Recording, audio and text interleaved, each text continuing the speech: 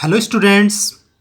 आज हम डिस्कस करेंगे जी मेंस 2020 में जितने भी क्वेश्चन डिटर्मिनेंट्स के हमारे पास आए हैं पेपर के अंदर, उसको आज हम डिस्कस करने जा रहे हैं। क्वेश्चन डिस्कस करने से पहले मैं आपको बता दूं कि हमने जो पिछले वीडियोस में system of linear equations in 3 variables, matrix method और क्रैमर रूल से जो डिस्कशन किया है वो हमें बहुत अच्छे से ध्यान हो। उसी बेसिस पे क्वेश्चंस क्या हैं, ज़्यादा हैं इसमें। अलग अलग शिफ्ट में जो अलग अलग क्वेश्चंस आए हैं वो इसी सिस्टम पे ज़्यादा आए हैं। तो सबसे पहले हम क्या करते हैं, देखते हैं क्वेश्चन नंबर फर्स्ट। हमें कहा जा रहा है if the system of linear equations, हमारे पास ये सिस्टम है इक्वेशंस का जिसमें 3 इक्वेशंस हैं हमारे पास, और आप इस इक्वेशन को देख पा रहे हैं। इसके अंदर हमारे पास कांस्टेंट 0 है, ऐसे ही सेकंड इक्वेशन में भी 0 है और थर्ड में भी हमारे पास क्या है, 0। इसका मतलब हम ये समझ सकते हैं कि हमारा सिस्टम कैसा है, होमोजीनियस है। और यहाँ पे A B C belongs to R, यानी रियल नंबर्स हैं और नॉन जीरो है, यानी ये 0 नहीं है और रियल नंबर है। And distinct has a non zero solutions, यानी हमारे पास a B c non zero numbers हैं और डिस्टिंक्ट भी हैं, यानी अलग अलग भी हैं। और इस सिस्टम का जो सॉल्यूशन है वो कैसा सॉल्यूशन है, नॉन जीरो सॉल्यूशन है। तब हमें बताना है कि A B C are in A P में होंगे या फिर 1/a 1/b 1/c are in A P में होंगे, अर्थमेटिक प्रोग्रेशन में होंगे, या फिर a plus B plus C is equal to 0 होगा, या फिर A B and C are in G P geometrical progression में होंगे। तो हमें क्या करना पड़ेगा, इसको चेक करना पड़ेगा। तो जब हमें कह रहा है कि नॉन जीरो सॉल्यूशन, तो सबसे पहले आपको मैं बता दूं कि जब हमारे पास क्या होता है, जीरो सॉल्यूशन होता है, ठीक है। कैसा सॉल्यूशन होता है, जीरो सॉल्यूशन होता है। तो आपको पता है डिटर्मिनेंट की वैल्यू हमारे पास क्या होती है, नॉट इक्वल्स टू 0 होती है। क्या होती है, नॉट इक्वल्स टू 0, ठीक है। और डेल 1 डेल 2 और डेल 3 ये सारे क्या हो जाते हैं, 0 हो जाते हैं, ठीक है। तो ये हमारे पास कंडीशन है किसकी, जीरो सॉल्यूशंस की। लेकिन हमारे को क्या कहा जा रहा है कि नॉन जीरो सॉल्यूशंस हैं। जब आपके पास नॉन जीरो सॉल्यूशंस होंगे तो हमारे पास सबसे पहले डिटर्मिनेंट ऑफ ए, यानी हम यहां पे ये भी कह सकते हैं इस डेल की वैल्यू हमारे पास क्या होगी, 0 होगी, ठीक है। अब हम डेल की वैल्यू को क्या कर लेते हैं, 0 कर लेते हैं, ठीक है।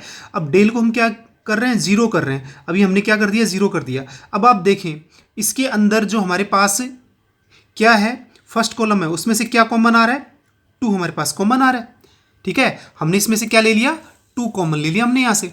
जब 2 हमने कॉमन ले लिया तो आप देखें यहाँ से हमारे पास ये जो 0 है राइट हैंड साइड में, उसमें क्या चला जाएगा, 0 चला जाएगा, ठीक है। अब आपको ये डिटर्मिनेंट जो दिखाई दे रहा है इसके अंदर आप देख पा रहे होंगे कि हमारे पास फर्स्ट जो कॉलम है वो हमारे पास क्या है, 1 1 1, यानी हम इसको प्रॉपर्टी से क्या कर सकते हैं, सॉल्व कर सकते हैं। अब मैं आपको ये बता दूं कि अगर आप इसको नॉर्मल मेथड से भी सॉल्व करेंगे तो ये इजी गोइंग हो जाएगा, यानी आराम से हो जाएगा, ठीक है।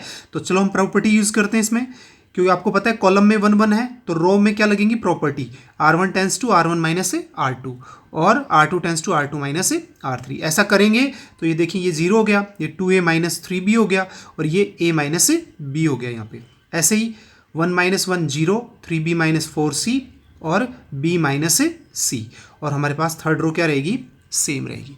तो ऐसे हमने क्या कर दिया, इसको सॉल्व कर लिया प्रॉपर्टी के थ्रू। अब यहाँ पे देखो इस कॉलम में हमारे पास 2 0 आ गए, तो इस कॉलम को और इस रो को क्या कर देंगे, डिलीट कर देंगे। ये 4 एलिमेंट बचेंगे अपने पास, इसको हम क्या कर लेंगे, सॉल्व कर लेंगे। तो देखो सॉल्व करने के बाद हमारे पास क्या आएगा,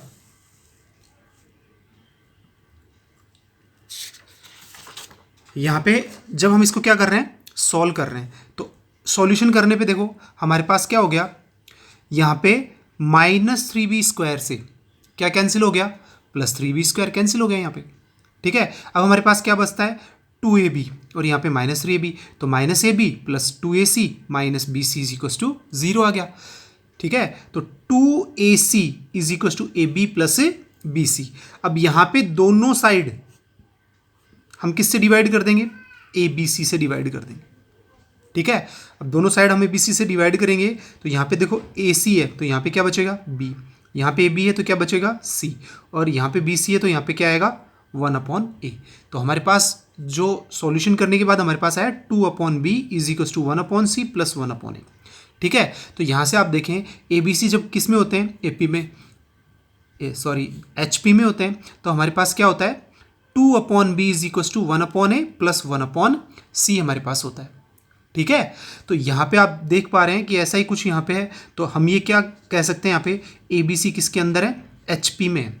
किस में है, HP में। ठीक है, तो इसका रेसिप्रोकल करेंगे 1/a, 1/b और 1/c किस में हो जाएंगे, AP में। तो इस तरीके से हम क्या कर सकते हैं, इसका सॉल्यूशन फाइंड कर सकते हैं और ये बता सकते हैं कि कौन सा ऑप्शन इसमें करेक्ट आएगा। तो कौन सा ऑप्शन आएगा इसमें, सेकंड आ जाएगा, क्योंकि सेकंड ऑप्शन में हमें दे रखा है 1/a, 1/b और 1/c किस में होंगे, AP में होंगे। ठीक है, तो इस तरीके से ये क्वेश्चन सॉल्व कर लेंगे। नेक्स्ट वाला क्वेश्चन देखें, हमें क्या कह रहा है, हमारे पास दो मैट्रिसेस हैं, मैट्रिक्स A जिसके एलिमेंट Aij से रिप्रेजेंट है, मैट्रिक्स B जिसके एलिमेंट Bij से रिप्रेजेंट है। दोनों मैट्रिक्स का ऑर्डर हमारे पास है 3×3। ठीक है, और रियल मैट्रिसेस हैं, और यहाँ पे जो Bij है वो किसके इक्वल है, 3⁻i + j - 2 इंटू Aij की। ठीक है, जो एलिमेंट किसके हैं, A के हैं, वही हैं, बट उसके साथ क्या मल्टीप्लाई है, 3⁻i + j - 2। तो इसको हमें ध्यान रखना है कब, जब मैट्रिक्स B लिखेंगे अपन। ठीक है, और यहाँ पे Ij 1 2 3 यानी हमारे पास 3×3 ऑर्डर के मैट्रिक्स हैं। If the determinant of B is 81, यानी जब हम B जो मैट्रिक्स है उसका डिटर्मिनेंट लेंगे तो उसकी वैल्यू हमें कितनी गिवन है, 81। तो हमें क्या बताना है, डिटर्मिनेंट ऑफ A की वैल्यू बतानी है। ठीक है, तो सबसे पहले देखें हमें क्या कर रखा है, कितने ऑर्डर का है, A 3×3 ऑर्डर का है।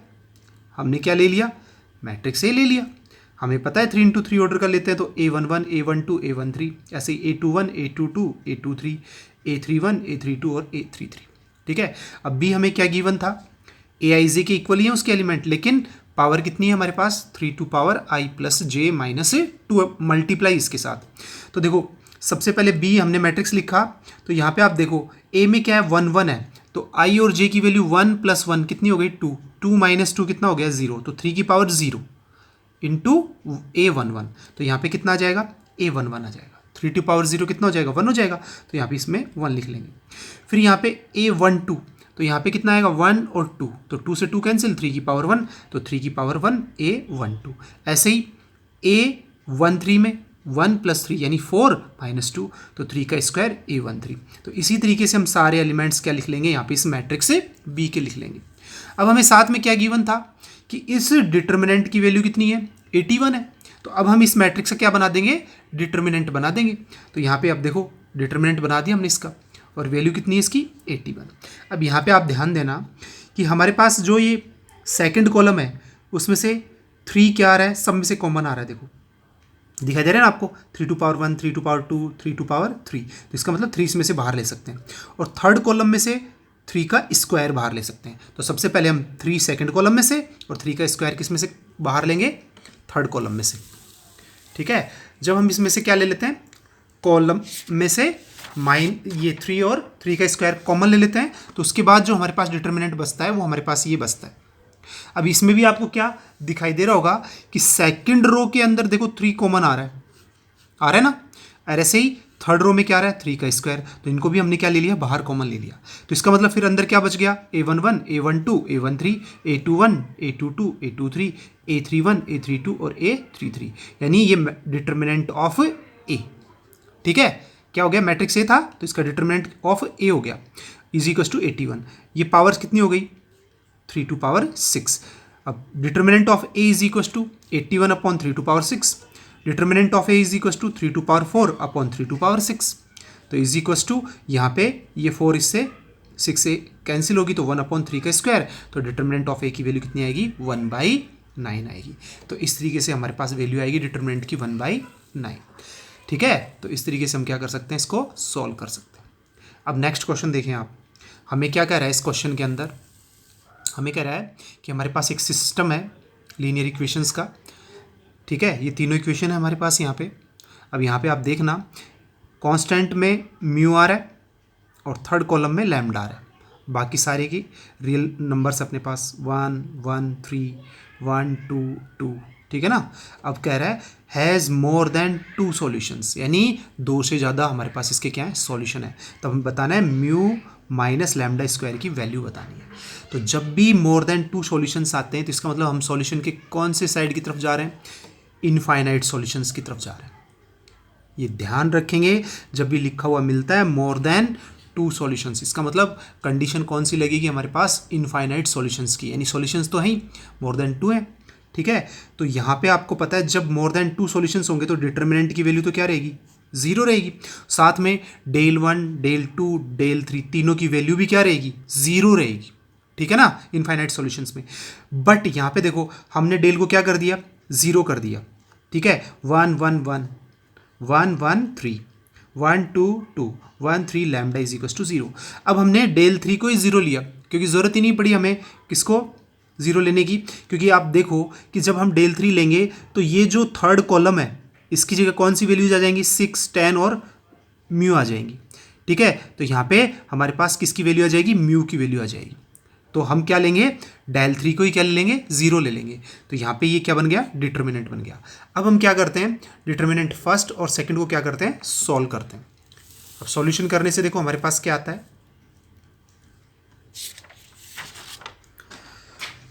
फर्स्ट को जब हम सॉल्व कर रहे हैं तो हमारे पास आता है 2 lambda minus 6 minus lambda plus 9 minus 4 is equal to 0, यानी lambda minus 10 plus 9 is equal to 0, lambda minus 1 is equal to 0, यानी लैम्डा की वैल्यू कितनी हो गई, 1 हो गई। अब सेकंड से इसको सॉल्व करेंगे तो क्या आएगा हमारे पास, 2 mu minus 20 minus mu plus 30 minus 24 is equal to 0। तो ये 2 म्यू और ये माइनस का म्यू, तो कितने हो गए, म्यू प्लस का। ठीक है, और minus 44 plus 30 is equal to 0, तो mu minus 14 is equal to 0। Mu की वैल्यू कितनी आ गई, 14 आ गई। ठीक है, अब जब हमारे पास किसकी वैल्यू आ गई, लैम्डा की वैल्यू भी आ गई और किसकी वैल्यू आ गई, म्यू की वैल्यू भी आ गई, और हमसे पूछा क्या जा रहा है, म्यू माइनस लैम्डा का स्क्वायर। तो म्यू कितना है, 14 माइनस 1 का स्क्वायर, तो इट मीन्स 14 माइनस 1, तो mu minus lambda square is equal to 13। ठीक है, तो इसकी वैल्यू कितनी आ जाएगी, 13 आ जाएगी। तो ऐसे हम क्या कर सकते हैं, इसका सॉल्यूशन कर सकते हैं। ठीक है, तो कंडीशंस जो हम इसमें अप्लाई कर रहे हैं आप उसके ऊपर ध्यान दीजिए कि किस तरीके, क्योंकि पैटर्न वही है ना, सारी की सारी कंडीशंस वही हैं। ठीक है, उसको समझ के हमें क्या करना है, अप्लाई करना है कि डेल की वैल्यू कब 0 लेनी है, डेल 1 की वैल्यू 0 लेने से हमें फ़ायदा होगा या डेल 3 की वैल्यू 0 लेने से हम अच्छे से क्वेश्चन को कर पाएंगे। तो ये हमें ध्यान रखना है। अब हम चलते हैं नेक्स्ट क्वेश्चन की तरफ। अब देखिए नेक्स्ट क्वेश्चन में हमारे पास क्या है, ये अच्छा क्वेश्चन है, थोड़ा ध्यान दें। हमें क्या कह रहा है, for which the following order pair, यानी म्यू और डेल का हमें क्या बनाना है, एक पेयर बनाना है। The system of linear equation हमें दे रखी है, x plus 2y plus 3z is equal to 1, 3x plus 4y plus 5z is equal to mu, 4x plus 4y plus 4z is equal to del, is inconsistent. कैसा है, inconsistent. हमारा जो system है वो कैसा है, इनकंसिस्टेंट। तो आपको पता है इनकंसिस्टेंट एक ही कंडीशन में होता है, कौन सी कंडीशन में होता है, जब हमारे पास नो सॉल्यूशंस होते हैं। और नो सॉल्यूशंस होने का मतलब ये है हमारे पास कि डेल की वैल्यू तो क्या होती है, 0 होती है।